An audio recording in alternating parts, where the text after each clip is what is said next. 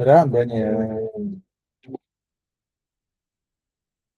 Olá, dona Dani. Tudo bem? Espera aí. Espera que isso não aparece direito. Deixa eu compartilhar com vocês aqui a tela de baixo. Compartilhar. Boa. E aí aqui eu consigo transferir para cá. Legal, beleza. Legal. Vocês estão vendo minha tela, né? Estão vendo minha tela? Eu tô, seu Marcos. Boa noite. Boa noite. Deixa eu voltar para cá. Beleza. Então, ó, eu vou até pegar na de cima aqui. Eu vou jogar essa de cima para baixo para a gente ver junto. Então, ontem nós fizemos 1 Coríntios 10. O livramento nas tentações e problemas. Bom também. Correr na corrida com propósito. Bom também. O amor supera o conhecimento. Bom. Sabedoria e paz nos relacionamentos, que fala de casamento, divórcio, muito bom também. E agora nós vamos... Lembrando que isso daqui são capítulos de um livro, né? Capítulos de uma carta. Então, essa carta ela foi completa, ela não foi por capítulos, né?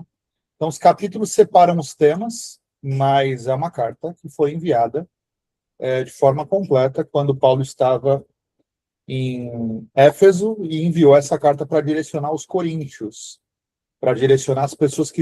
Não era direcionar os coríntios, né?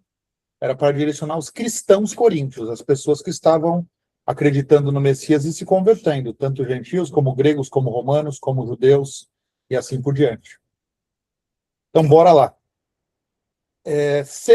O 1 Coríntios, capítulo 11. O uso do véu. Sejam meus imitadores, como também eu sou de Cristo. 2. De fato, eu os elogio, porque em tudo vocês se lembram de mim e guardam as tradições, assim como eu as entreguei a vocês. Ó, a gente está falando aqui, aonde está o tema? O tema de hoje, deixa eu ver aqui, peraí. O tema de hoje, ele é, peraí, o tema de hoje, ele é a verdadeira comunhão na ceia do Senhor. Vou voltar aqui para vocês. Então, vamos lá. O uso do véu. Sejam meus imitadores, como também eu sou de Cristo. Então, o que ele está falando? Lembra que a gente falou que nós precisamos ter consciência dos nossos dons? Então, o que ele está falando aqui? Ele, como um apóstolo, ele recebe direcionamento. E a gente viu ao longo desses últimos capítulos e em Atos também, que muitas pessoas tentavam se passar por Paulo, tentavam copiá-lo, escreviam carta se passando por ele, porque ele direcionava de uma forma, e algumas pessoas que estavam ali no meio não gostavam do jeito que ele direcionava. Mas essas pessoas fraudavam as cartas dele. E aí ele começa, inclusive, a botar uma assinatura para poder identificar as cartas. A gente viu isso em Tessalônica, viu isso em Gálatas. Então, de novo, né? Aqui que ele está falando aqui, ó, sejam meus imitadores, como também eu sou de Cristo. De fato, eu os elogio, porque em tudo vocês se lembram de mim e guardam as tradições, assim como eu... Opa, eu vou ficar sem bateria. Só um minutinho aqui. Espera aí. Deixa eu pegar aqui. Oi? Vamos lá de novo. Sejam meus imitadores, como também eu sou de Cristo. De fato, eu os elogio, porque em tudo vocês se lembram de mim e guardam as tradições, assim como eu as entreguei a vocês. Quero, porém, que saibam que Cristo é o cabeça de todo homem, e o homem é o cabeça da mulher, e Deus é o cabeça de Cristo. Todo homem que ora ou profetiza de cabeça coberta desonra a sua cabeça. Todo homem que ora ou profetiza de cabeça coberta desonra a sua cabeça. Forte isso aqui, né? Vamos, como a gente está sempre fazendo, gera uma dúvida isso aqui, não gera? O que vocês acham? Não entendi. Então vamos lá para o... Gera. Vamos buscar aqui. Se a gente não achar algo aqui, eu busco em mais 3, 4, 5, 10. entendimentos aqui, que é o que a gente está fazendo, buscando entendimento. Então vamos lá. Esse trecho é um versículo bíblico retirado da primeira carta do apóstolo Paulo à igreja de Corinto. Para compreender o significado dessa passagem, é importante observar o contexto histórico e cultural em que foi escrita, além dos versículos que acompanham, são os versículos de cima. Contexto cultural.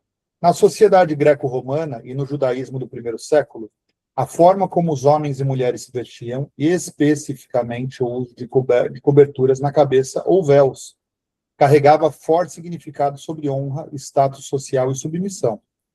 A orientação de Paulo estava instruindo os cristãos de Corinto sobre o decoro e a ordem durante as reuniões de adoração pública.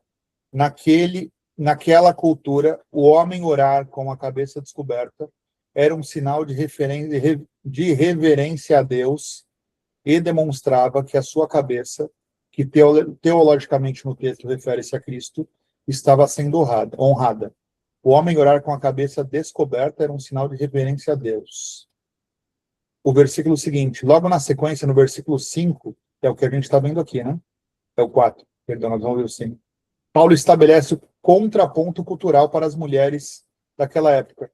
Mas toda mulher que ora ou profetiza com a cabeça descoberta desonra sua cabeça, pois é como se a tivesse rapada. Historicamente, este capítulo é visto pelos teólogos como uma aplicação de princípios de respeito e hierarquia divina. Deus, Cristo, homem e mulher, expressos através dos costumes, vestimentas específicos daquela cultura mediterrânea antiga. Ponto importante aqui, né? Nós estamos falando, Deus, Cristo, homem, mulher. Uma hierarquia, automaticamente, nós vamos ver no Antigo e no Novo Testamento a mulher como uma ajudadora, né? A mulher como uma apoiadora, a mulher intercessora, a mulher como a base e assim por diante. Mas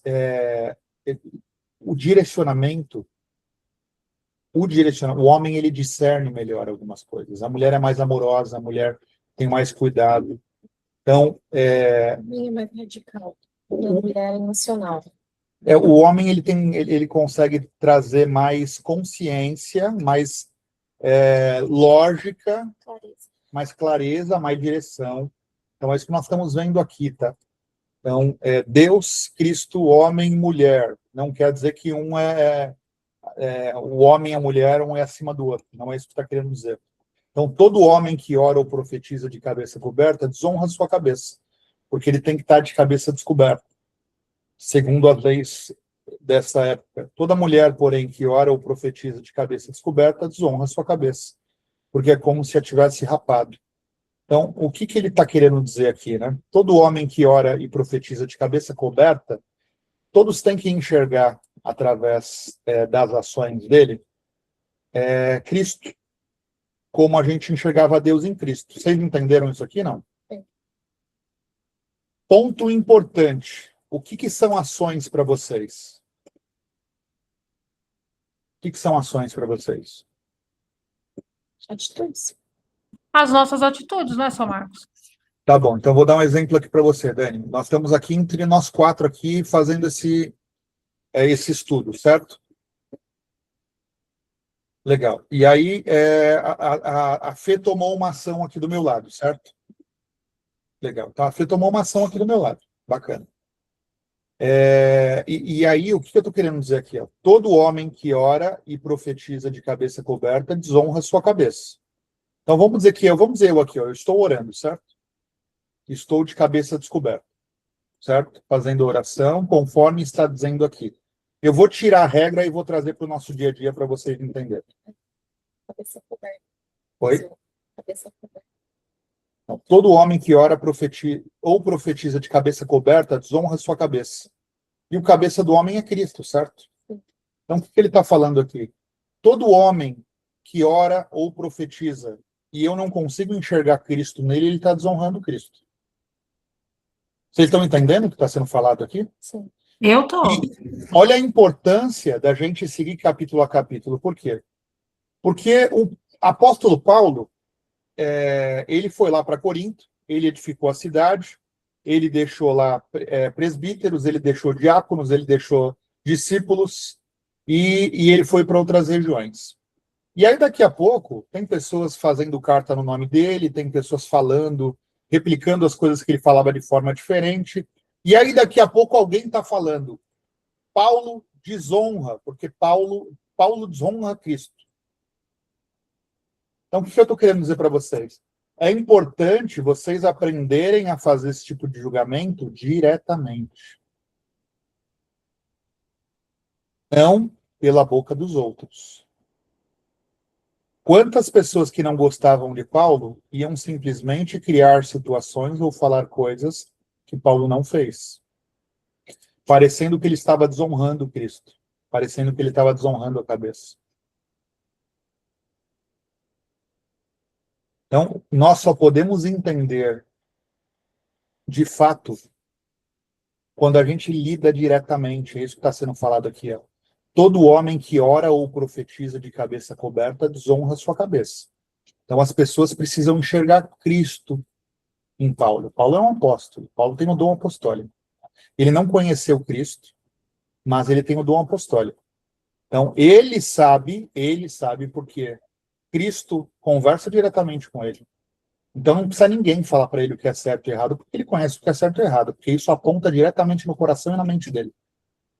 Então, ele sabe exatamente se ele está desonrando ou não desonrando. Ele sabe claramente se ele está orando e profetizando de cabeça coberta ou não, se as pessoas enxergam Cristo nele ou não. Mas pode acontecer, como a gente viu nas cartas, de pessoas acharem que ele está desonrando Cristo por quererem inventar contra ele. Vocês conseguem enxergar isso aqui? É algo tão pequeno. Vocês conseguem enxergar isso aqui? Sim. Ele controla isso? Paulo controla isso? Vocês entendem que a gente, a partir do momento que toma uma decisão de se relacionar, de direcionar, de fazer, porque a maioria das pessoas, elas não tomam decisões. Vocês já perceberam isso também? Feito uma... Vocês já perceberam que a maioria das pessoas não tomam decisões? Sim, já percebi. Todos nós aqui esperamos alguma coisa acontecer para tomar uma decisão, para agir. Simples. Paulo não. Paulo é um homem com dom apostólico. Se Deus falou para ele tomar direção, ninguém mais precisa falar para ele tomar direção. Ele vai fazer. Ele vai direcionar, ele vai pôr a mão, ele vai interceder, ele vai dar direção, entende? Então é importante isso daqui. Ele normalmente vai entender se ele está honrando ou desonrando. Porque vai se inventar muito sobre Paulo e a gente viu isso aqui. Toda mulher, porém, que ora ou profetiza de cabeça descoberta, desonra sua cabeça. Quem é o cabeça da mulher? O homem. Porque é como se a tivesse rapado. Então, o que está falando aqui? Isso é muito real, né? Você quer ver uma família funcional, uma família que funciona extremamente bem? É um homem temente a Deus e uma mulher que respeita o seu marido. Já perceberam isso? Como é uma família que funciona bem? Claro, vamos trazer todo o contexto geral, né? Porque senão parece que eu estou... isso é uma coisa que a gente precisa aprender a discernir, tá? Acabei de falar duas coisas. Aí as pessoas pegam essas duas coisas e ficam em cima delas. Vamos discernir o contexto. O homem e a mulher, eles precisam se respeitar, eles precisam se dar bem, eles precisam se alicerçar. Tem muita coisa para fazer uma relação acontecer. Mas o homem, se está correto, ele vai ter o direcionamento espiritual. E a mulher é a base para que esse homem possa se sentir confiante e firme para tomar ações. Sim. Um homem que não se sente firme na sua esposa, ele não toma ações. Porque a mulher é a base. Já ouviram aquela frase? A mulher derruba ou levanta o homem? Já ouviram isso? E passar problema não tem nada a ver com derrubar ou levantar. A gente está lendo aqui, aprendendo capítulo por capítulo. Passar problema, inclusive, são questões para Deus entender se de fato nós honramos ele, homens, e se as mulheres honram os homens. Vocês entendem? Que não tem nada a ver uma coisa com a outra, a gente precisa aprender a discernir. Seguindo aqui, portanto, se a mulher não cobre a cabeça, que corte também o cabelo. Mas, se é vergonhoso para a mulher cortar o cabelo ou raspar a cabeça, que ela cubra a cabeça. Porque se a mulher não cobre a cabeça, que corte também o cabelo. Mas, se é vergonhoso para a mulher cortar o cabelo ou raspar a cabeça, que ela cubra a cabeça. Então, o que ele está trazendo aqui, né? Se a mulher não cobre a cabeça, que corte também o cabelo. Então, tipo assim, se você Se você não honra a sua cabeça, que as pessoas enxerguem isso, que você perca. O cabelo ele é muito ligado à beleza, né? Ele é muito ligado à estética feminina. Então, tipo assim, que seja cortado o seu cabelo. Vocês conseguem enxergar isso aqui? Mas se é vergonhoso para a mulher cortar o cabelo ou raspar a cabeça, que ela cubra a cabeça. Difícil isso aqui também, hein? Não é? O que vocês acham?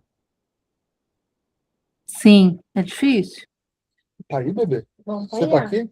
Acho que, bebê, eu acho que só eu tô aqui, acho que a Fê travou aqui. Prestando atenção. Peraí. Eu demoro para raciocinar as coisas. Eu tô ainda no capítulo anterior, no versículo anterior. Não, mas a gente para e explica tudo, bebê. Não sei. Ó, o argumento retórico. Paulo está usando uma figura de linguagem baseada na lógica da época. Ele argumenta que se uma mulher cristã decide abandonar a cobertura da cabeça, que era o símbolo cultural aceito da descendência e respeito, da decência e respeito, ela deveria ser coerente e ir até o fim, adotando também o símbolo extremo de desonra, raspar a cabeça. Já que Você entende? não fica sem cabelo. Então, o que está falando? Já que você quer desonrar, já que você vai desonrar o seu marido, desonre de fato.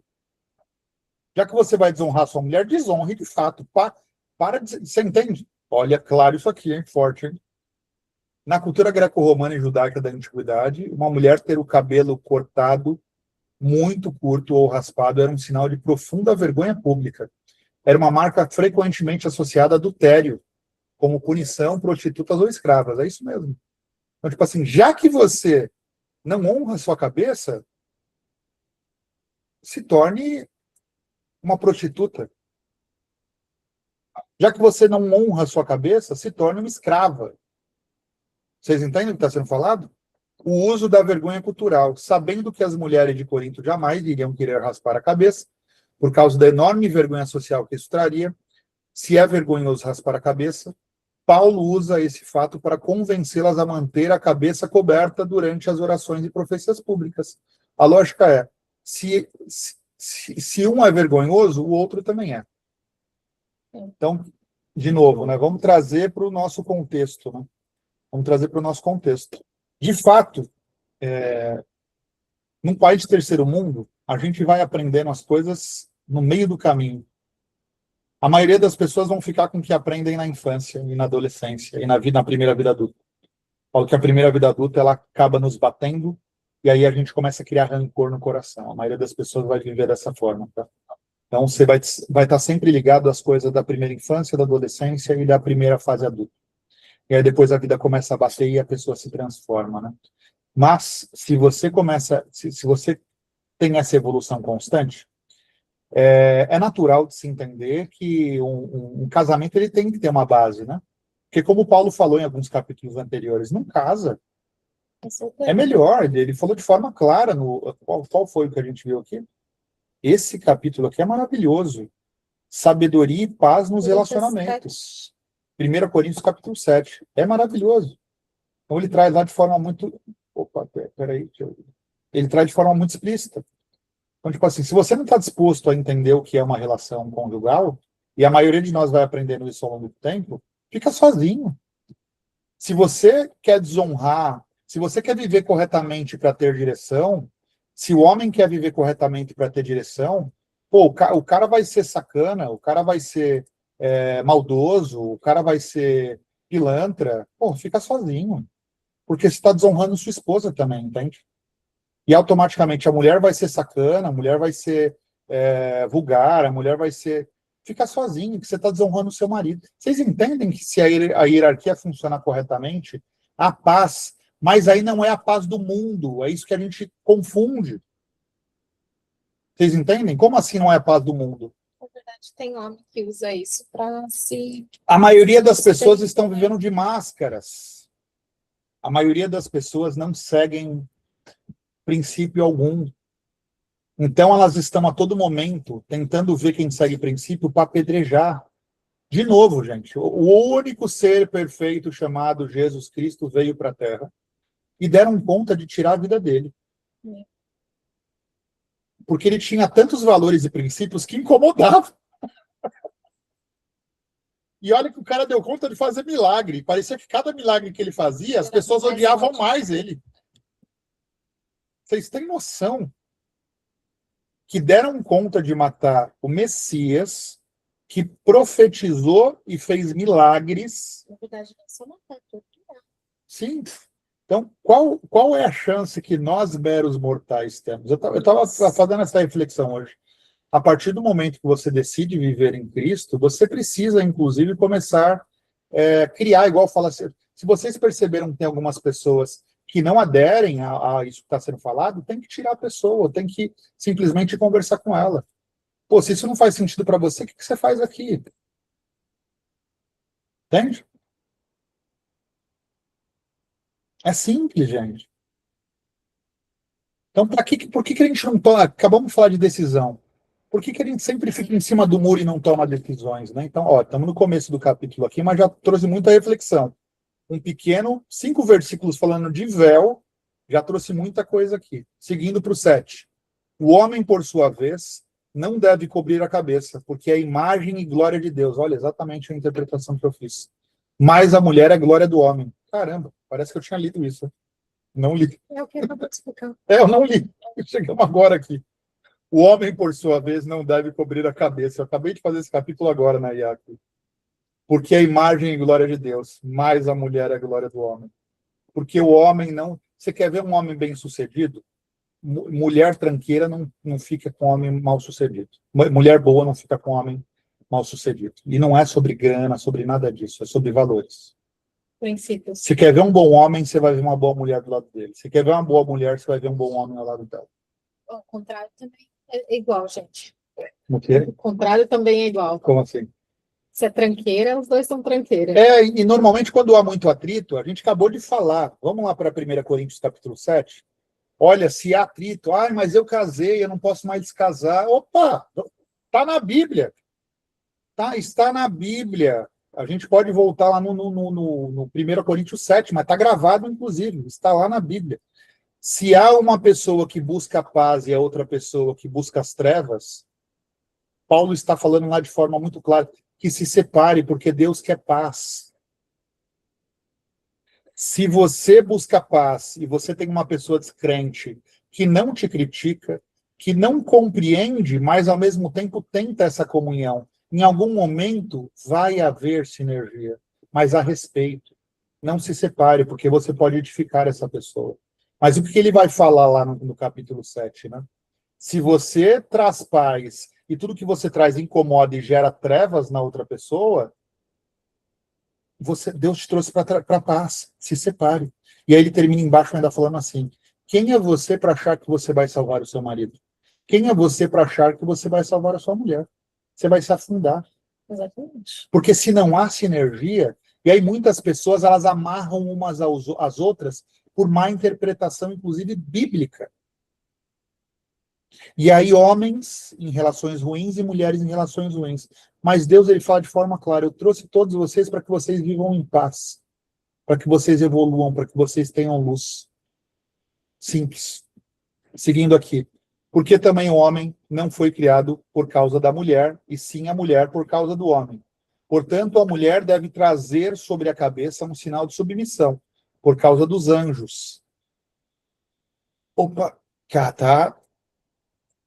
Isso daqui nós vamos ter que parar. Versículo por versículo aqui. Tem muita coisa aqui que precisa gerar entendimento. Vamos lá.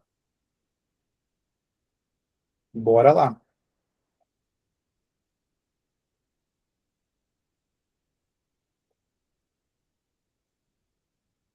Tá. O sinal da submissão. É interessante notar que no texto original em grego, a palavra usada aqui não é submissão, mas sim exousia, que significa autoridade ou poder. Muitas traduções modernas trazem sinal de autoridade. O que isso significa? Ao usar o véu, o símbolo cultural da decência, e de que a mulher está sob a proteção e a estrutura familiar de seu marido, então, de novo, a partir do momento que você vê uma mulher que se respeita, todo mundo, a partir do momento que a gente vê uma mulher que se respeita e sabe que ela é casada, automaticamente a gente fala, essa mulher tem um puta marido. Já perceberam? Uma mulher de postura. A mulher ganha a autoridade e o respeito social necessário para fazer algo extraordinário para a época, orar e profetizar em público. O véu, paradoxalmente, não era apenas um limitador, mas o passaporte que lhe dava o direito para exercer seus dons espirituais na igreja, sem que sua moralidade fosse questionada pela sociedade. O véu, paradoxalmente, não era apenas um limitador, mas o passaporte que lhe dava o direito de exercer seus dons espirituais na igreja, sem que sua moralidade fosse questionada pela sociedade.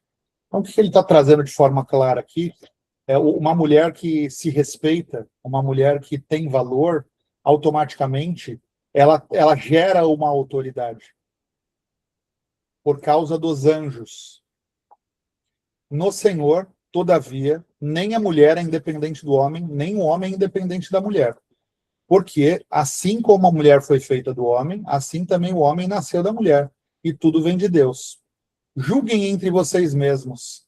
É próprio que uma mulher ore a Deus de cabeça descoberta? Ou não lhe ensina a própria natureza que é desonrosa para o homem usar cabelo comprido? Ou não lhes ensina a própria natureza que é desonrosa para o homem usar cabelo comprido? E que para a mulher o cabelo comprido é glória, pois o cabelo lhe foi dado em lugar de mantilha. Como se fosse um véu. Oi? Como se fosse um véu. Como se fosse um véu, exatamente. Mas, se alguém quiser ser briguento, nós não temos tal costume nas igrejas de Deus. Então não é para brigar. Oi? Ó, eu fiquei com dúvida aqui, ó. Eu fiquei com dúvida. Tá bom. Tá, esse versículo aqui tá. Esse começo aqui eu vou ponto a ponto aqui, que se não gerar entendimento, não vale, né? Aí a gente não está sendo edificado. Isso é um ponto importante, tá? Existe um negócio que é o seguinte: como é que nós vivemos o nosso dia, né? Eu acordo para viver 24 horas ou eu estou, de fato, vivendo 24 horas? Como assim? Parece a mesma coisa, né? Nós vamos ficar aqui 1 hora estudando, certo? Vamos dizer que ele ficou 1h20 em vez de 1 hora, mas eu entendi e me edificou. Mas eu fiquei 1 hora e eu não entendi, não me edificou. Vocês entenderam que vocês perderam 1 hora? E seria ficar 1h20, a gente ganhou 1h20? É claro para vocês, não? Entende? Sim, entendo. Ó, neste versículo, Paulo adiciona uma nova camada ao seu argumento sobre o decoro e as distinções entre homens e mulheres no culto, fazendo agora um apelo à natureza. Vamos lá. No grego do primeiro século, fortemente influenciado pela filosofia estoica, a palavra physis, natureza, não se referia apenas à biologia ou à genética, mas como entendemos hoje. Ela frequentemente descrevia a ordem natural das coisas, ou costumes tão profundamente enraizados que pareciam instintivos. Paulo está apelando ao senso comum daquela sociedade. Ele está dizendo, na prática, o próprio bom senso e a cultura em que vivemos não nos mostra que isso é esperado.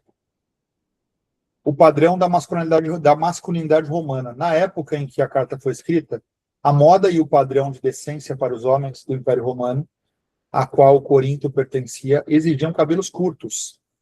Para um homem daquela sociedade, usar cabelos longos era frequentemente associado à efeminação, à prostituição cultural masculina em tempos pagãos, ou a um sinal de rebeldia filosófica. Portanto, o cabelo comprido nos homens, naquele contexto específico, passava uma mensagem visual de desonra ou inadequação moral perante a sociedade. Então, a gente está falando, de novo, como ele falou aqui, ó, eram ordens naturais das coisas relacionadas àquela cultura, que trazia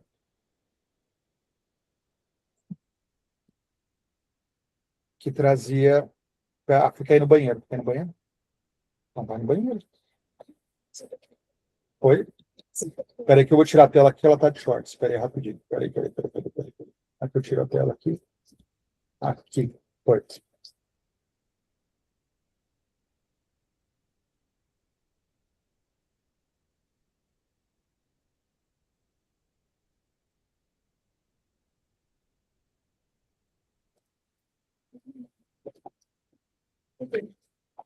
Ó, bora lá. Acho que ficou claro aqui também, né? Vamos voltar para cá. Então, e que para as mulheres o cabelo comprido é uma glória, pois o cabelo lhe foi dado em lugar de mantilha, no lugar do véu. Mas se alguém quiser ser briguento, nós não temos tal costume, que as igrejas, nem as igrejas de Deus. Então, ele está trazendo um costume da época, trazendo, inclusive, trazendo de forma organizada que o homem ele vai receber direção divina e ele vai direcionar a sua esposa, que é base para o homem. Então, o que ele está trazendo ali, né? Inclusive, a mulher, se a gente seguir essa ordem, a mulher ela traz para a sociedade, tanto o homem, se o homem e a mulher estão alinhados, automaticamente a sociedade enxerga os dois individualmente em conjunto melhores. Vocês entendem isso? Porque a mulher está muito associada à base e amor, né? Seguindo para o próximo aqui, a ceia do Senhor. Nisto, porém, que lhes ordeno, não os elogio, porque vocês se reúnem não para melhor, e sim para o pior. Nisto, porém, que lhes ordeno. Não os elogio, porque vocês se reúnem não para melhor, e sim para o pior. Porque, em primeiro lugar, ouço que, quando vocês se reúnem na igreja, há divisões entre vocês. E, em parte, eu acredito nisso. Porque é necessário que haja até divergências entre vocês, para que os aprovados se tornem manifestos no meio de vocês. Olha que forte isso daqui, ó. Porque é necessário que haja divergência entre vocês, para que os aprovados se tornem manifestos no meio de vocês. O que ele está falando aqui, ó? Há divergência, há separações, mas é inclusive nesse momento que a gente consegue entender as pessoas aprovadas, que estão seguindo realmente o que é para seguir, fazendo o que é para fazer. Quando vocês se reúnem no mesmo lugar, não é para comer a ceia do Senhor. Porque ao comer, cada um toma antecipadamente a própria ceia. E há quem tenha fome, ao passo que há quem se embriague. Será que vocês não têm casa onde comer e beber? Ou desprezam a igreja de Deus e envergonham os que nada têm? Ó, isso é um ponto importante, tá? Olha só. Quando nós vamos ceiar, Deus não fala, nós vamos ler aqui, tá? Mas Deus ele não está preocupado com, como é que fala lá? Se verifique. Eu já falei isso uma outra vez. Mas quando a gente vai tomar a ceia do Senhor na igreja, o pastor pede para que a gente se verifique antes de tomar a ceia. O se verificar não é entender se nós temos pecado. Não ficaria ninguém para tomar ceia, tá? Isso é claro. Se eu tenho um ego grande ao ponto de falar, opa, eu não tenho pecado, essa pessoa está tomando a ceia de forma errada. Essa ceia não está consagrando essa pessoa. Porque, primeiro ponto, nós somos pecadores. Nós somos criatura. Nós entendemos parte desse mundo. Nós sabemos que nascemos para morrer e vamos entendendo algumas coisas no meio do caminho. E quando entendemos? Então, a partir do momento que eu sei que eu estou aprendendo de forma constante e que eu vou errar e acertar e que eu sou uma criatura, a partir do momento que eu sei disso, não é sobre isso que eu tenho que me verificar. É verificar se eu estou pronto de corpo e alma para aquele momento, para receber de forma simbólica, para que aquilo me preencha. Do mesmo jeito do batismo, que eu preciso estar com o coração limpo para me batizar e realmente receber o Espírito Santo, eu preciso estar quebrantado para nascer de novo, eu preciso realmente estar quebrantado para ver uma redenção. A ceia, que normalmente ela é feita nas igrejas mensalmente, em algumas igrejas, essa ceia, nós temos que estar de coração limpo. Meu Pai, eu estou aqui prestando atenção em cada detalhe. Eu estou aqui para que eu saia desse dia de hoje de Santa Ceia preenchido.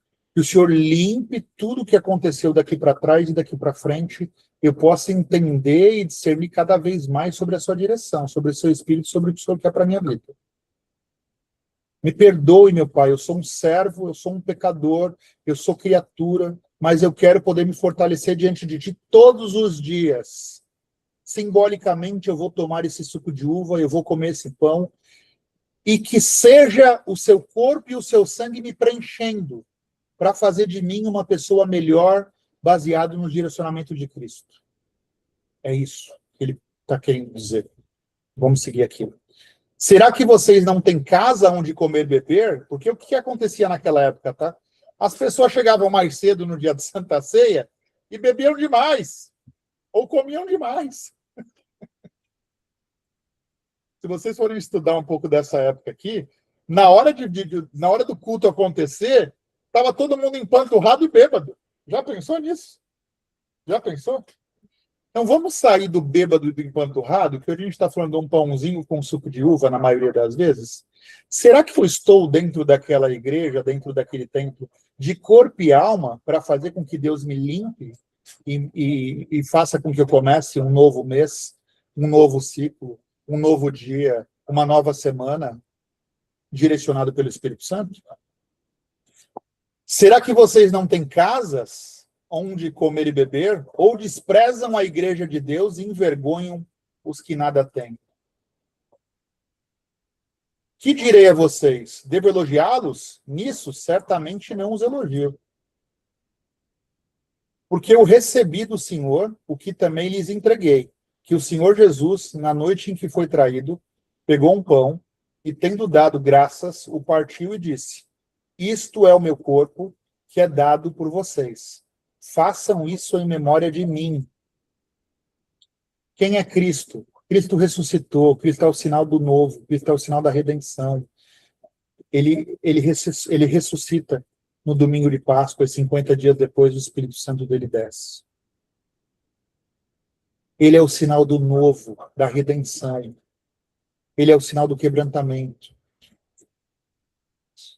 Ó, a dona Fernanda chegou e está aqui do lado, gente. Está deitada na rede aqui. Ele o quê?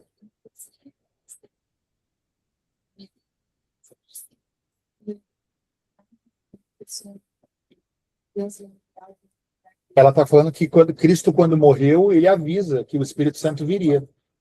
Então, a gente vê em Atos lá, os discípulos até o começo, né? Porque Cristo ascende ao capítulo 1. A gente vai ver nos evangelhos isso de uma forma muito clara, porque é detalhado. Mas Cristo ascende no capítulo 1 e no capítulo 2 já é o Pentecoste. Então, ali é muito rápido, porque ali é para contar o começo da igreja, né? Ato dos Apóstolos. É o livro que Lucas escreveu. Mas nos evangelhos a gente vai ver esses detalhes dos apóstolos perdidos até a vinda do Espírito Santo. E realmente tem muita... Até eles entenderem. Tem uma passagem... Tem uma passagem tão maravilhosa que conta que Pedro voltou a virar pescador. Cristo ele vai encontrar Pedro numa pescaria, porque Pedro estava tão perdido, mas peraí, esse homem me resgatou para eu ser pescador de homens, de almas. E eu vi milagres, e eu vi tudo isso. Agora ele morreu. E aí Pedro fica tão perdido que ele volta a pescar. A gente vai chegar nisso, vai ser muito forte. Mas vamos lá. Do mesmo modo, depois da ceia, pegou o cálice, dizendo: este cálice é a nova aliança no meu sangue. Façam isso todas as vezes que o beberem em memória de mim. É como se fosse uma reciclagem na Santa Ceia, do batismo que você decidiu fazer em nome de Cristo. É como se fosse uma reciclagem do seu renovo. É como se fosse uma reciclagem da sua redenção. É como se fosse uma reciclagem do nascer de novo, para que você seja lembrado que, do mesmo modo, depois da ceia, pegou o cálice dizendo: este cálice é referente à nova aliança no meu sangue. Façam isso todas as vezes que o beberem em memória de mim.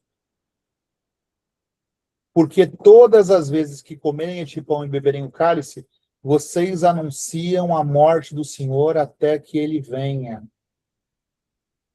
Forte isso aqui, hein? A ceia do Senhor. Não nos dá um entendimento diferente? Entende? O dia de Santa Ceia, eu preciso ir para a igreja, eu estou atrasado, meu Deus, eu chego lá, não consigo prestar atenção e... Mas peraí, o que você está fazendo aqui? É mais digno não ir, é mais digno não participar. Mas eu estou aqui porque eu sou uma pessoa perfeita e, em nome de Deus, eu vou tomar a Santa Ceia. Ou na igreja A, B, C ou D, a hóstia, ou o pãozinho, ou o suco. Independente de como cada igreja criou esse simbolismo. Mas não é sobre você ser perfeito para tomar a Santa Ceia. É sobre você ter um renovo da sua entrega, do seu quebrantamento. Então, para você ter um renovo da sua entrega, do seu quebrantamento, o primeiro ponto é você se entender como criatura. Então, eu tenho que, de fato, estar ali para que quando eu colocar aquele pão na boca e aquele suco na boca, ou aquela hóstia, ou como cada igreja que você frequenta simbolize isso, eu esteja de coração limpo, lembrando do dia que eu decidi mergulhar naquela água. Vocês entendem isso? O dia que eu decidi falar, Deus, me faça um novo ser, é para que eu lembre daquilo. Vocês entendem isso? Como participar da ceia? Por isso, aquele que comer o pão ou beber o cálice do Senhor, indignamente, será réu do corpo e do sangue do Senhor. Examine-se, pois cada um a si mesmo, e assim coma do pão e beba do cálice. Examine-se, pois cada um a si mesmo. Olha, mas aquele ali fez coisa errada, hein? Olha, eu tô vendo ele na fila da Santa Ceia. Olha, aquela pessoa, aquela mulher ali, eu sei que está agindo errado. Aquele cara, eu sei que agiu errado. Só de eu fazer... Até a Fê falou um negócio muito importante. Até quem fica sentado e decide não tomar a Santa Ceia, as pessoas falam, deve ter problema demais, hein? Deve estar acontecendo alguma coisa errada. Então, e aí, o que eu percebo? Tá? As pessoas, na verdade, elas não têm esse entendimento. E olha só, é um capítulo. Nós estamos no capítulo 11. Se entender bem esse capítulo 11, mas, meu Deus, eu quero estar em todas as santas ceias, porque eu quero me relembrar o resto da minha vida, o dia que eu nasci de novo. Vocês entendem isso? Examine-se, pois, cada um a si mesmo, e assim coma do pão e beba do cálice.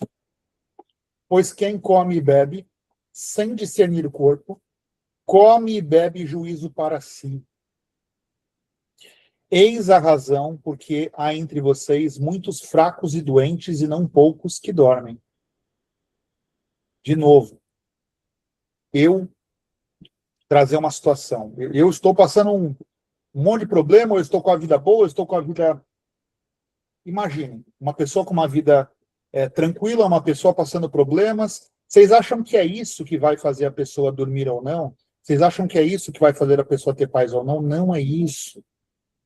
Você entende? Você vai ver pessoas financeiramente resolvidas que não conseguem ter uma noite de sono, que sentem que tem coisas perseguindo elas, que não conseguem discernir corretamente, que não conseguem tomar uma decisão sem automaticamente gerar suposições e criar coisas na cabeça e ficar buscando lógicas ocultas. Entende? Então, não, é isso que a gente não precisa misturar, não pode misturar. Eis a razão porque há entre vocês muitos fracos e doentes. Como assim? Isso é um dos pontos que ele está falando. Você indignamente tomar a Santa Ceia. Se eu estou na fila de uma Santa Ceia e já passou na minha cabeça julgar o irmãozinho do lado aqui, é melhor não tomar. Porque você vai tomar, isso vai se virar contra você. É isso que ele está falando aqui. Se eu estou indo na fila de uma Santa Ceia porque eu sou perfeito, ou naquele mês ou naquela semana eu não consegui enxergar um erro em mim, já está pecando. É melhor não tomar, porque isso vai se virar contra vocês, o que ele está falando aqui. Porque se julgasse, e quando a gente fala de pecado, gente, as pessoas confundem, não é matar, roubar, atrair, não é isso. É pecado, a gente, mentirinhas pequenas, discussões, coisas que acontecem no dia a dia quando a gente decide viver, que senão a gente está escondido. se posicionar de uma forma que você depois mudaria, sabe assim, agir com desprezo, agir com indelicadeza. A gente faz isso quase todos os dias. É porque a gente imagina que o errar é agir sem paciência. Então, o que é seguir a palavra de Deus? A gente se melhorar todos os dias. E sabe com quem normalmente a gente vai fazer isso? Agir sem paciência, agir com desprezo, indisciplina, com as pessoas que estão mais perto da gente. E aí, sabe qual que é o problema? Quando a gente entende isso, a gente começa, inclusive, a valorizar mais quem está perto. E aí parece que o mundo começa a te julgar por conta disso. Entende? Porque as pessoas, elas estão acostumadas a vestirem uma máscara para viver em sociedade, para parecer que todos são perfeitos para Santa Ceia, conforme a gente está vendo aqui, mas dentro de casa elas se extravasam. Vocês entendem o que a gente está falando? Tem Deus nisso? Não tem Deus nisso, né? Se eu respeito mais o meu vizinho do que meu filho, não tem Deus nisso. Se eu respeito mais um colega de trabalho do que minha esposa, não tem Deus nisso. Vocês entendem o que eu estou falando? É nessas ações, principalmente. Sabe por quê? Porque sabe aonde nós vamos entender esses sentimentos e moldá-los? Em quem está próximo. De novo, no meu livro eu trago lá, base Deus. Qual a segunda base que eu trago no livro antes de falar de família, de comunidade, de trabalho, de sabedoria, assim por diante? Resiliência. Sabe por que eu trago resiliência? Física, mental, espiritual. Sabe por que eu trago resiliência? Porque você já precisa aprender a ser resiliente em casa, meu amigo. Senão você arrebenta com tudo. Você briga com esposa, com pai, com mãe, com filho. E aí você vai para o mundo, você é uma pessoa frágil. Você não está dando conta de se entender com os seus. Vocês entendem o que eu estou falando? E aí eu quero criar, fora de casa, algum relacionamento sadio com alguém. Se eu não dou conta de criar um relacionamento sadio com as pessoas que estão no meu dia a dia, e aí eu vou para o mundo e me torno uma pessoa superficial. E gente superficial não cola. Gente superficial fica a vida inteira achando que por que minha vida não acontece, por que as coisas não vão. Não vai porque você é superficial. Você quer aprender a ser de verdade? Seja de verdade primeiro com as pessoas que estão com você. Eu aprendi isso, errando e acertando. Assim como minha esposa, assim como vocês, e assim como todos que vão nos assistir. Vocês entendem? Então, de novo, para a gente olhar e falar como participar da ceia do Senhor, não é olhando para o vizinho que está na fila, para o amiguinho que está na fila, é olhando como eu ajo com a minha esposa, com os meus filhos, com os meus pais. Vocês entendem o que eu estou falando, não? Entendem ou não? É claro para todos nós aqui? Sim. E quando ele está falando de não, examine-se. Por quê? Sabe por que examine-se? Porque isso do jeito que eu estou falando aqui pode desagradar a Dani. E aí a Dani vai virar e vai falar assim, olha, o Marcos é um Zé Ruela, desculpa a expressão. Pode desagradar o Fio, pode desagradar a Fê, pode... Eu estou querendo dizer para vocês, parem de ouvir o que os outros falam dos outros. Façam seus próprios julgamentos, que senão vocês se tornam pessoas superficiais e vazias. Pessoas de aparência. Pessoas de aparência vazia não recebem direção espiritual. Pessoas de aparência e vazia se tornam pessoas fracas e doentes, que só usam máscaras de fortaleza. Entendem isso? Seguindo aqui. Assim, meus irmãos, quando vocês se reúnem para comer, esperem uns pelos outros. Isso ele está trazendo para a época, porque, como eu falei para vocês, eles chegavam antes para poder se empanturrar de comida e para poder se embriagar de vinho. Então, ele está trazendo assim, meus irmãos, quando vocês se reúnem para comer, que era uma ceia, né? Eles simplesmente oravam, buscavam o nome de Deus, mas eles comiam em conjunto. Esperem uns pelos outros. É igual, já ouviram aquele lema, eu ouvi quem fala isso, o Cortella, o lema do churrasco, já ouviram essa, não? Ele fala assim, ó, se você chega num churrasco e já sai comendo tudo que tem, você não entendeu nada de churrasco. Se você quer comer, vai num restaurante, come qualquer coisa. O churrasco é para durar 4, 5 horas. O churrasco é confraternização. O churrasco é para as pessoas conversarem, é para as pessoas poderem ter intimidade, para as pessoas poderem se relacionar. Se você já chega no churrasco, já faz o maior prato possível e se encosta no seu canto, você não entendeu o que é o churrasco. Cortella fala isso, eu acho maravilhoso. Trazendo para cá, assim, meus irmãos, quando vocês se reúnem para comer, esperem uns pelos outros, para que todos em comunhão possam orar, possam buscar o Senhor, possam entender qual é o significado de comer aquele pão, que é o corpo de Deus, o corpo de Jesus Cristo. Entender, tomar aquele cálice de vinho, que é a representação do sangue de Jesus Cristo. Se não houve nem entendimento, para que a gente faz jejum? Me fala a dona Fernanda, que é a mulher do jejum, é a minha esposa. Para que a gente faz jejum? Para ter intimidade com Deus. A gente enfraquece a carne e fortalece o espírito. Perfeito.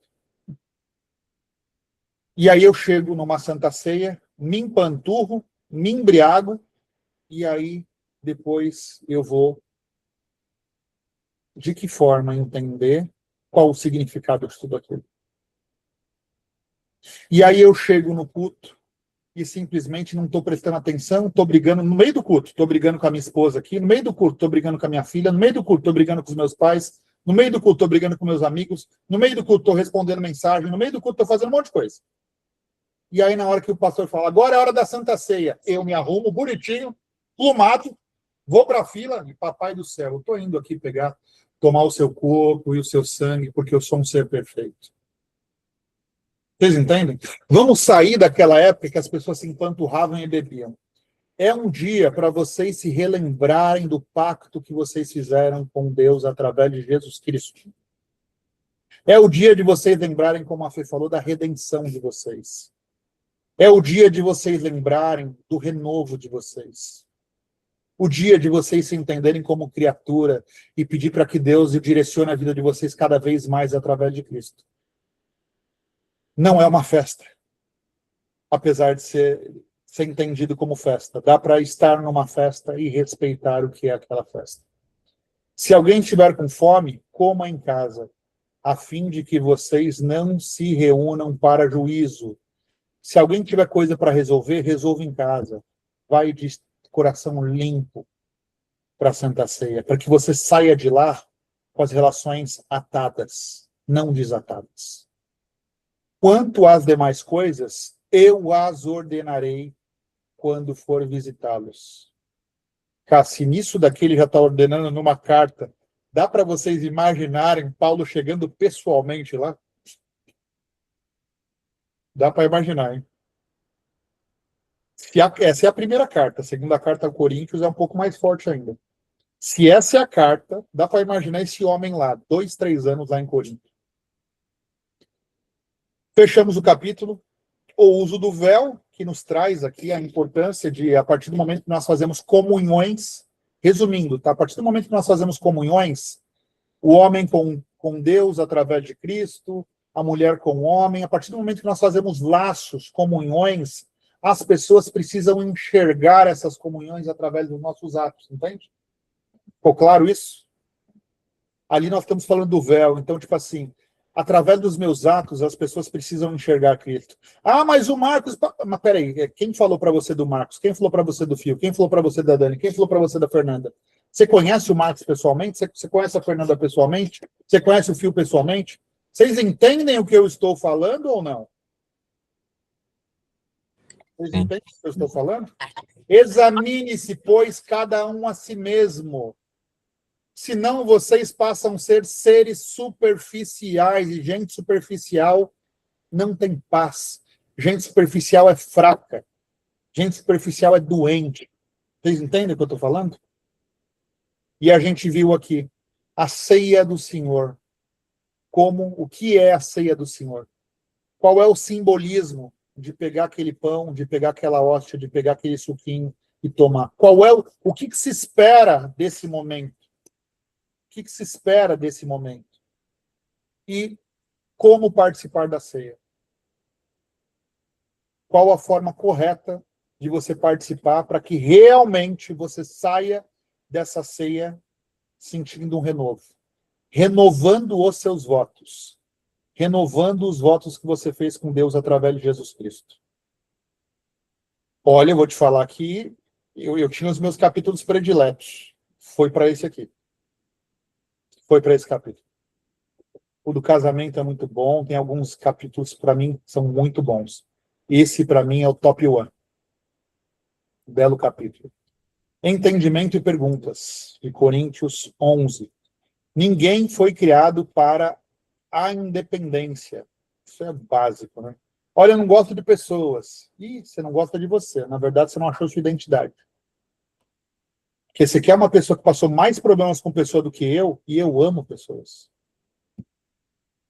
Eu amo educar. Eu amo desenvolver. Eu amo me desenvolver conforme eu educo e eu desenvolvo. Eu amo. Se você escutar alguém falando, eu não gosto de pessoa, essa pessoa está perdidinha. Porque ela é uma pessoa. Vocês entendem isso? Eu sou um ser humano. Se eu não gosto de pessoas, eu não gosto de mim. Eu estou longe da minha identidade. Entende? A importância de se verificar. O problema a gente sempre vai passar, gente. Não adianta. Faz parte da vida. A igreja de Corinto lidava com fortes movimentos de emancipação e lutas de poder entre homens e mulheres na adoração. O mundo antigo valorizava a independência absoluta e o orgulho. Mas Paulo vem trazer um equilíbrio divino e saudável. No Senhor, todavia, nem a mulher é independente do homem, nem o homem é independente da mulher. Ele destrói a ideia de que eu não preciso de ninguém. Em Deus fomos desenhados para interdependência, para parceria e para comunidade. Isso é muito forte, tá? Porque você quer ver a mão de Deus agir quando se junta mais de um. A mão de Deus age. Nós não nascemos para sermos sozinhos. A gente precisa entender isso claramente, tá? Para debater com a turma. A nossa cultura moderna exalta a ideia de que só precisamos de nós próprios para sermos felizes.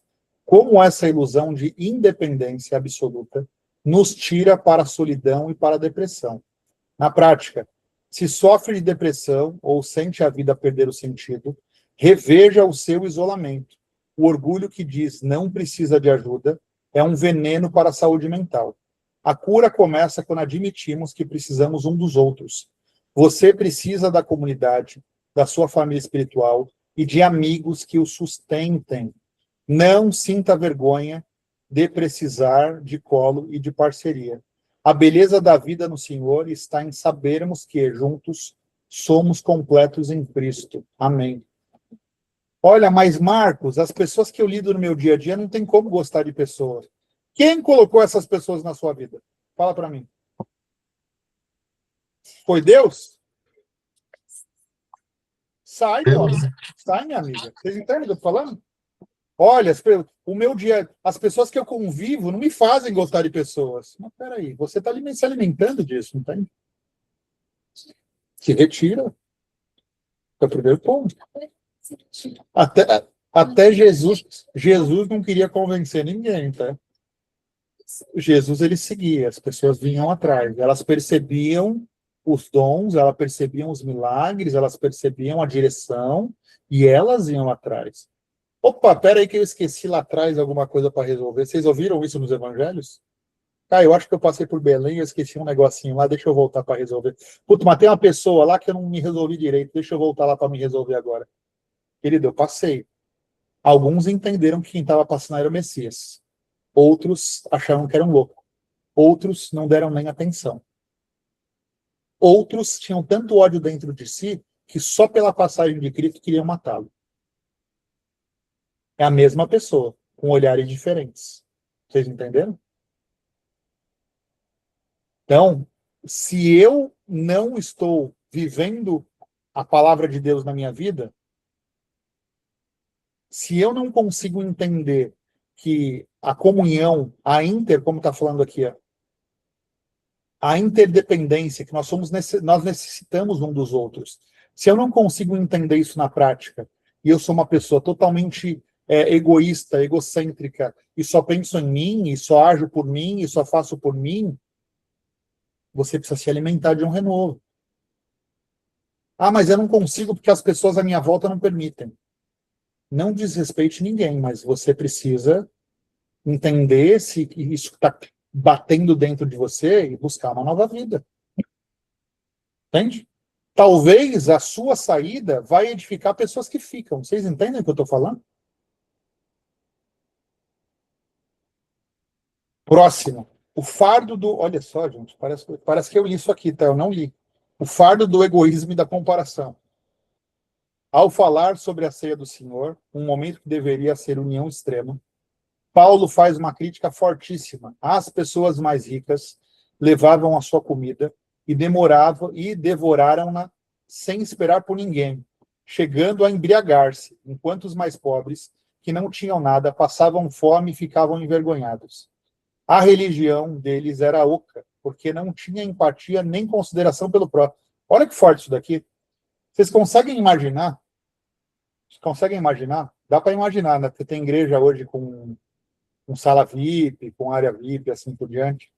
Então, está todo mundo ali. Está todo mundo ali por Cristo. Está todo mundo ali para fazer uma renovação de votos do batismo, do renovo, para lembrar de Cristo, para lembrar da sua entrega, para lembrar da sua redenção. E aí, ó, é porque, tipo assim, a gente é o grupinho aqui da célula tal, né? Não vamos se juntar com aquela célula ali, não. Vocês têm noção disso? Vocês têm noção?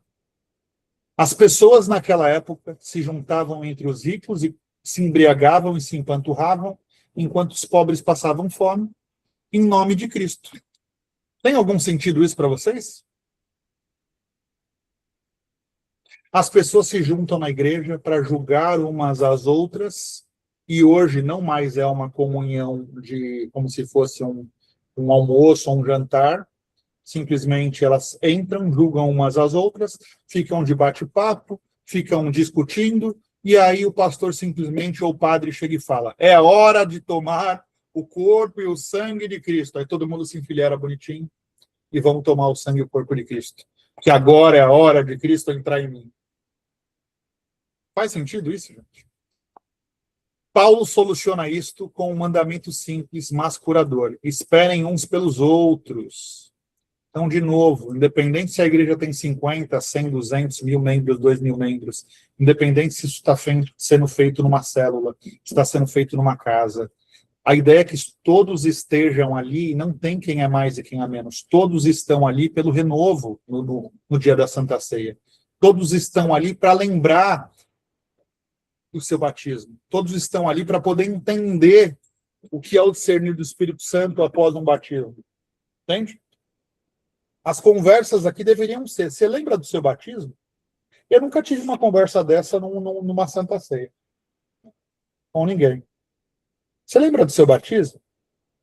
Você consegue discernir o Marcos antes e o Marcos depois? Quando foi o primeiro milagre de Deus na sua vida após o batismo? Você lembra? Você consegue lembrar? Olha que conversa gostosa. Imagina se todos que estivessem ali, que sabem que são criatura, sabem que são pecadores, que sabem que nasceram para morrer, que sabem que vão morrer sem entender muita coisa. Por isso que a gente precisa se apegar muito em Deus, entender e discernir cada vez mais o Espírito Santo. Imagina se fossem essas as conversas. E eu acabei de me fazer essa pergunta porque eu mesmo nunca iniciei essas conversas. Mas me deu vontade de iniciar essas conversas numa Santa Ceia. Nós estamos aqui para fazer o renovo de Cristo. Nós estamos aqui para lembrar do nosso voto com Deus através de Cristo. Nós estamos aqui para lembrar quando nós nascemos de novo. Você mudaria alguma coisa? Você voltaria para trás? Ah, mas é porque eu voltaria, eu tenho algo... não... Esse batismo não funcionou, hein? Vocês entendem o que eu estou falando? É um renovo. Se eu não fui quebrantado, como Paulo mostrou em vários capítulos, se eu não fui quebrantado, eu só mergulhei numa água, numa piscina, num rio. Se realmente eu não entendi que eu preciso da direção de Cristo, que eu preciso da direção de Deus através de Cristo. Se eu não entendi isso, foi só um mergulho. Se eu entendi isso, vai haver um renovo, vai haver uma construção. Como Paulo falou, trouxe para nós aqui em Corinto, eu estou dando leite para vocês porque vocês ainda não podem com um sólido. Então, quer dizer, ele posiciona ali que é uma evolução. Então, quer dizer, se eu me batizei e agora eu acredito que eu simplesmente virei um superpoderoso em nome de Deus, e não estudo mais a Bíblia, não me edifico mais, não busco entendimento, quer dizer que eu continuo um bebê espiritual. Vocês concordam? Mas o meu ego, só por aquele mergulho, está me colocando agora como um homem que vive em direção de Deus. Olha o perigo desse entendimento. A quantidade de pessoas que está sendo direcionado pelo ego e pós um batismo acredita que está sendo direcionado por Deus. Entende? Como há necessidade da continuidade da edificação. A palavra é viva. Isso aqui é água que transborda, gente. A gente está no fardo do egoísmo e da comparação, para debater com a turma. Quantas vezes os ambientes em que vivemos, igrejas, famílias, trabalho, tornam-se tóxicos e nos roubam a paz, porque cada um só pensa na sua própria ceia e ignora a dor de quem está ao lado. Forte, hein? Se não tem paz e acha que os problemas à sua volta são impossíveis de resolver, olhe à sua volta. O egoísmo é o pai da ansiedade. Quando vivemos obcecados pelas nossas próprias necessidades e não esperamos uns pelos outros, adoecemos o ambiente. Comece a curar as suas relações praticando a empatia. Quando deixarmos de olhar apenas para o nosso prato e começarmos a partilhar e a cuidar das dores de quem nos rodeia, o Espírito Santo inunda a nossa vida de uma paz inabalável. Olha que forte isso daqui. Eu chegar num culto, que alguém me olha, pelo que eu visto, por chegar com minha esposa, por chegar com filhos, por chegar num carro, talvez já me olhe, olha, essa pessoa é assim, assado, e eu chegar num culto e cutucar um amigo que está do meu lado aqui, que aparenta ser mais simples, e falar, meu amigo, nós estamos num dia de renovo. E eu queria trazer para você como o batismo salvou a minha vida. Como o batismo salvou o meu entendimento de vida. Como é que foi o seu? O meu? O meu era quando eu era criança, né? Nem lembro. Eu era bebê. Então, você agora adulto, discernindo, precisa buscar alguém que possa te batizar para que você, com o coração quebrantado, peça para que Deus te direcione através de Jesus Cristo. Isso é uma decisão. Isso é uma decisão que nós tomamos adulto. Isso é uma decisão, por isso que discernimento. Um bebê tem discernimento? Não. Uma coisa é eu apresentar uma criança, e eu fui apresentado na igreja. Uma coisa é apresentar uma criança para que ela tenha o direcionamento e as mãos de Deus sobre a vida dela. Outra coisa é a partir do momento que ela vira adulto, você não tem mais as mãos, senão você fica... você tem que ter a sua independência como ser.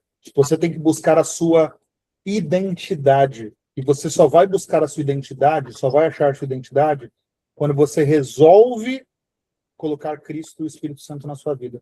Mas isso é uma decisão consciente. Por isso é tão complexo as pessoas se batizarem depois de adulto. Porque parece, tipo assim, pô, mas eu vou mergulhar numa água ali, vai mudar o quê? Não tem nada... Não, mas me falaram que era diferente, então eu não posso fazer isso. Olha que complexo, olha como a sociedade complicou algo que a Bíblia está explicando há anos. Está na Bíblia. Entende? Então, hoje você discerne. Se você foi apresentado na igreja, Deus está com as mãos sobre você.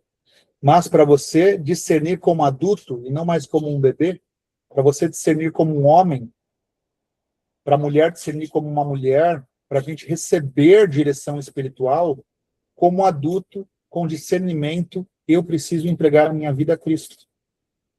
Eu preciso entender. Ah, mas eu não me entendo uma criatura. Ah, eu não me entendo um servo, eu não me entendo um pecador.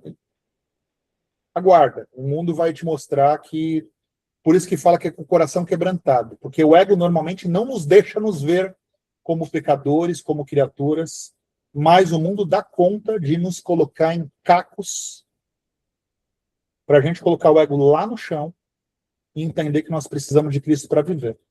Porque senão nós nos tornamos fracos e doentes. Faz sentido isso ou não? Faz sentido para você, Phil? Não, não fui batizado nas águas, mas eu busco Deus e baixo muito meu trago às vezes. Não vou falar assim, e nem sei o que eu sou, pode ser criatura, vamos falar assim. Não, mas é importante você entender isso, porque, tipo assim, vou dar um exemplo. Eu estou passando por um problema muito grave na minha vida, que você sabe, inclusive, certo? Certo. Legal. Nesses 3 meses desse problema, quantas vezes você acha que eu discuti com a minha esposa? Pelo seu bem, nenhuma, viu? Não, mas falando sério, tipo assim, quantas vezes você acha que eu discuti com ela? Essa situação, acho que qualquer hora você ia discutir, qualquer minuto. 0 vezes. Aí, 0. ó, viu? Sabe por quê? Porque, na verdade, nós entendemos o que é um casamento hoje em dia. Antes, não.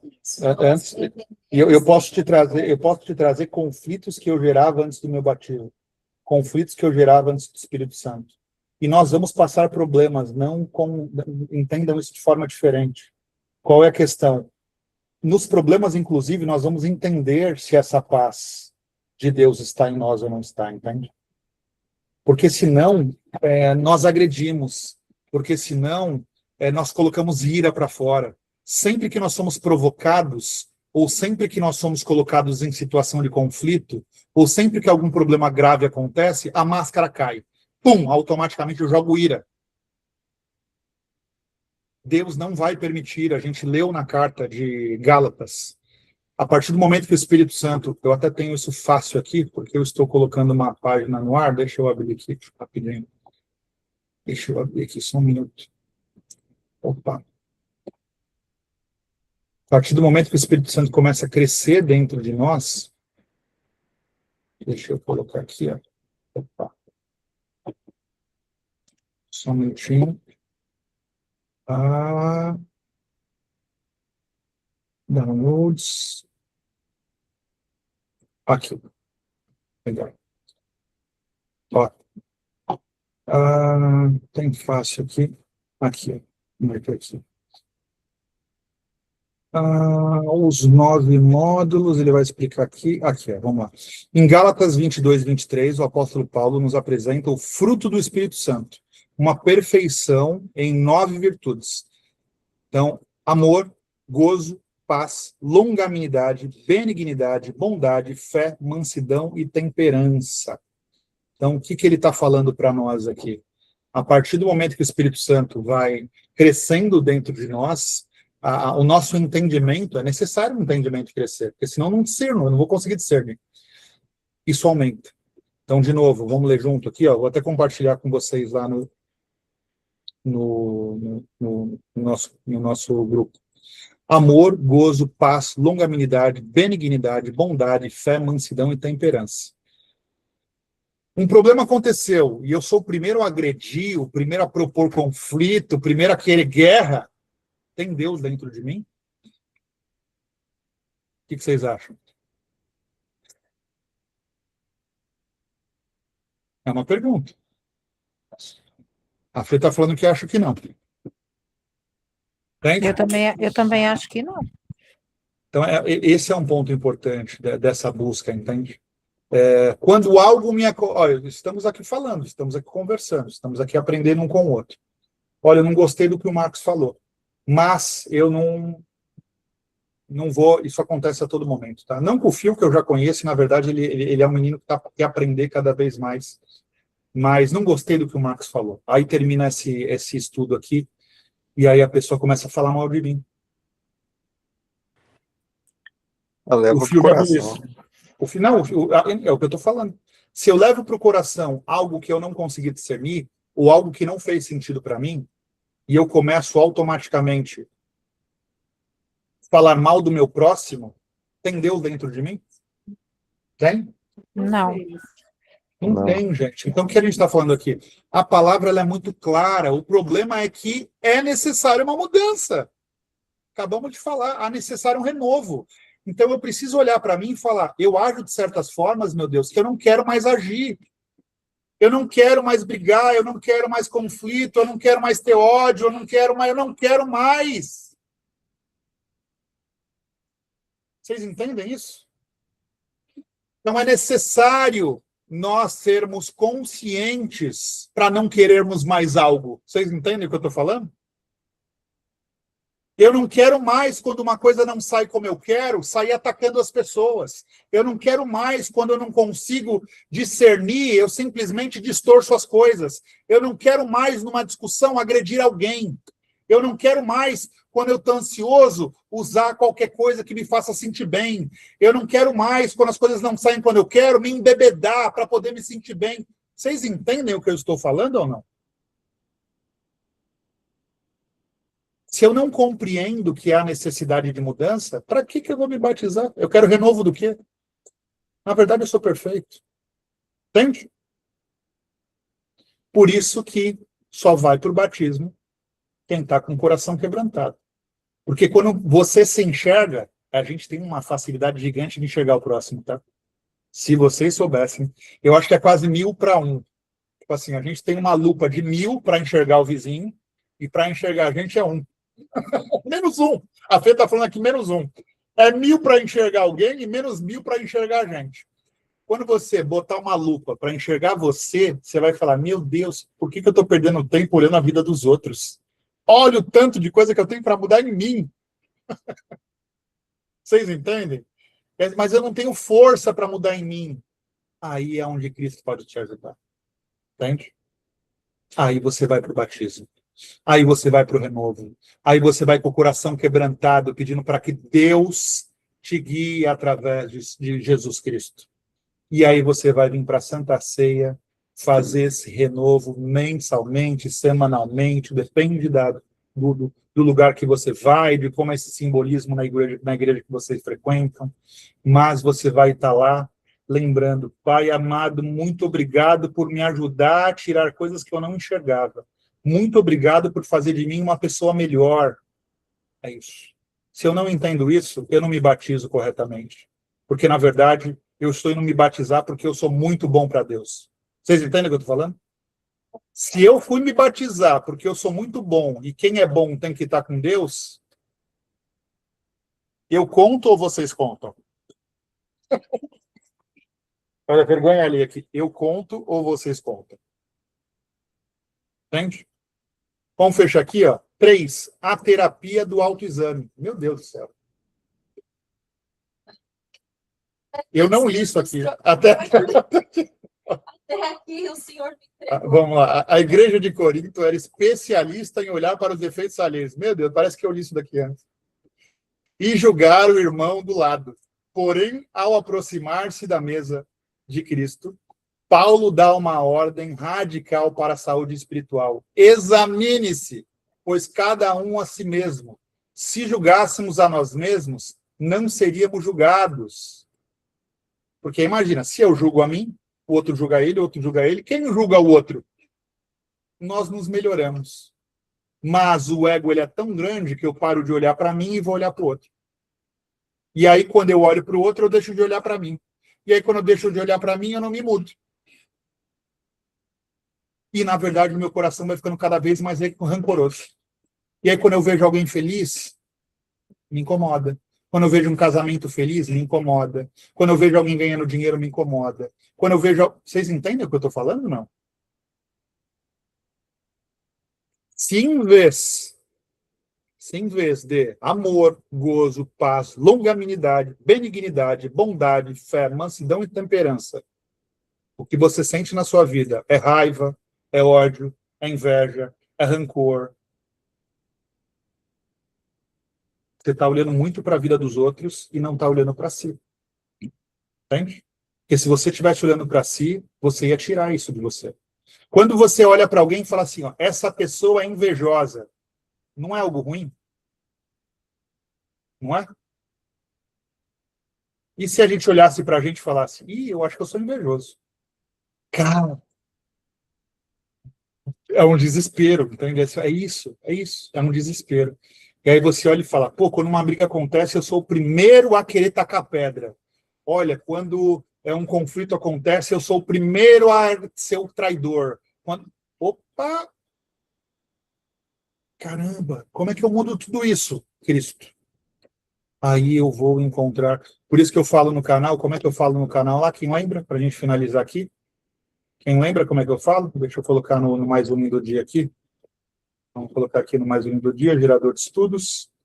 Lá no finalzinho. Mais um do dia. Da transformação espiritual ao renascimento em Cristo. Então, quando eu começo a olhar para mim e falar, tem muita coisa para eu mudar. E eu não tenho força para mudar. Transformação espiritual. Eu já estou começando a parar de olhar para os outros e estou começando a olhar para mim. Ponto positivo. Transformação espiritual. Eu preciso continuar. Esse é o deserto, tá? A gente vai ver vários desertos. Mas esse primeiro deserto da transformação espiritual é muito forte. Porque a tendência é que o coisa ruim vai querer tirar você dele. Para que você não renasça em Cristo. Entende? Então, quando você sentiu essa primeira fisgada de eu preciso me mudar, continua. Busca. Tem que ser diário. Tem que ser diário. Quando eu vivi isso, eu falo para vocês que eu devia ler Bíblia e psicologia. Eu decidi estudar psicologia nessa época. Entender tudo sobre a mente, como as pessoas pensavam e assim por diante. Eu vou falar para vocês que diariamente eu devia fazer 5, 6 horas de estudo. Não só da Bíblia, mas de vídeos, de tudo que vocês imaginarem, durante uns 6 meses. Mas eu já hoje já devo consumir 1, 2 horas dia, mais até, eu devo consumir 3 horas dia de estudo, por baixo. Mas naquela época eu lembro até mais, eu acho que eu consumia 7, 8 horas dia de estudo, de colocar coisa... Por quê? Porque senão a tendência é que eu ia voltar para trás, porque a transformação espiritual é o coisa ruim tentando fazer com que você não renasça e Deus tentando te levar para a linha de chegada para você renascer de novo. Então isso é muito forte. Estamos no 3 aqui, a terapia do autoexame, para debater com a turma. Quanto do nosso esgotamento mental vem do fato de perdermos energia a criticar e a julgar o comportamento dos outros, em vez de cuidarmos da limpeza do nosso próprio coração? Olha só. Cara, parece que eu estou lendo isso daqui tudo antes. Para quem se sente incapaz ou procura a Deus apenas nas crises, o autoexame é o remédio mais eficaz contra a ansiedade e a hipocrisia. Pare de tentar consertar o mundo e conserte o seu altar interior. Tire uns minutos hoje para se avaliar, não com o peso de condenação destrutiva, mas com honestidade diante do perdão de Deus. Quando nós admitimos os nossos próprios erros, julgamos-nos a nós mesmos e confessamos. Falar é tão forte, gente. Porque, de novo, para falar do outro, a nossa língua é gigante.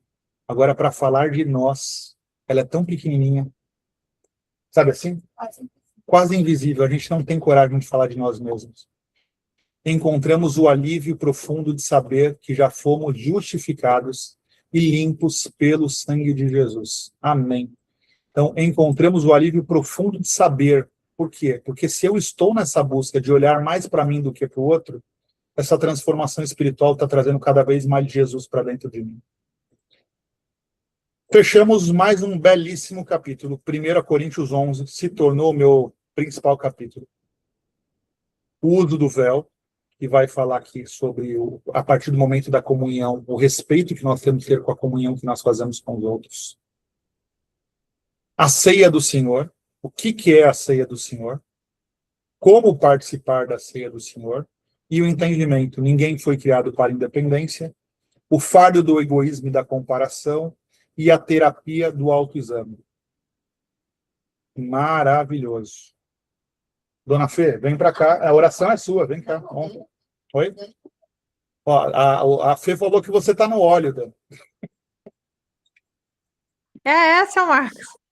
Eu vou orar aqui, tá? Vou tentar aqui, que a Valentina tá aqui só me apurrinhando, mas eu vou orar. Vamos lá. Vamos lá. Por favor. Vamos lá, que ensinamento maravilhoso, gente do céu. Vamos lá. Soberano Deus e eterno Pai, em nome de Jesus, Pai amado, queremos te agradecer. Muito obrigado, Senhor, por esse ensinamento. Muito obrigado, Pai, por esse esclarecimento, que nós venhamos aprender muito mais da tua palavra. Senhor, que o teu Espírito venha nos guiar de forma, Senhor amado, que nós venhamos, Pai, examinar a nós mesmos, que nós venhamos buscar a paz que precisamos, que nós venhamos, Pai, em nome de Jesus, tirar tudo aquilo que não provém de ti. Então, nessa noite, eu quero te agradecer. Muito obrigado, Senhor. Muito obrigado pela vida do seu Marcos, da dona Fernanda, do Felipe, Senhor. Que em nome de Jesus, Pai, o Senhor venha nos abençoar, dando discernimento, que venha nos preparar, Senhor amado, para uma regeneração maior, para um futuro batismo, que o Senhor venha, Pai, nos quebrantar, que nós venhamos, Senhor amado, em nome de Jesus, ter um encontro contigo, muito mais profundo, com teu Espírito, nos aprofundando muito mais na tua palavra, Senhor. Muito obrigado por esse estudo, por esse projeto que o Senhor colocou no coração do seu Marcos. Muito obrigado, Pai, que o Senhor venha nos abençoar, nos livrando de todo mal, dando um sono reparador, Senhor, abençoando a nossa família, em nome de Jesus, e amém. Muito obrigado, Jesus. Amém. Amém, dona Dani. Amém. Ó, a dona Fernanda aqui, a dona Fernanda. Oi, peraí, tá tampando as pernas. Mas pernas bonitas. Olha, olha. Cadê? Seu Marcos, né? Marcos é cheio de graça. É fogo, né? Peraí, travamos Fogo aqui. até Travamos aqui. Cadê a gente? Travou. Travou? Não vamos voltar? Ih, não vamos voltar aqui? Só aparecer. Ih, apareceu, travou. Travou, mas eu tô ouvindo vocês. Voltamos. Tá Deixa bom, eu peraí. amiga, até amanhã. Ah, voltamos aqui. E até amanhã, em nome de Jesus. Eu faltei 2 dias, viu, seu Marcos? Eu tava meio na correria, mas eu não gosto de faltar, não, porque todo dia eu estudo quando o senhor bota lá no grupo, vocês botam, eu estudo, mas assim, é tão importante, sabe? Eu gosto muito. Aí eu tava com a minha amiga que também estava ouvindo, sabe? Ela gostou muito. Até falei para ela que depois eu posso compartilhar o link, né, seu Marcos? Assim, para ela. Pode grupo, se quiser. Por favor. Tá. E foi muito bom, foi muito bom. Maravilha. Amém, amiga. Dani. Deus. Beijo na Tina aí, tá? Tá Boa bom, noite. tá aqui, querendo dormir, brigando com o sono. Tchau, dona Fernanda, seu Marcos, fica com Deus. Tchau. Tchau. Bem.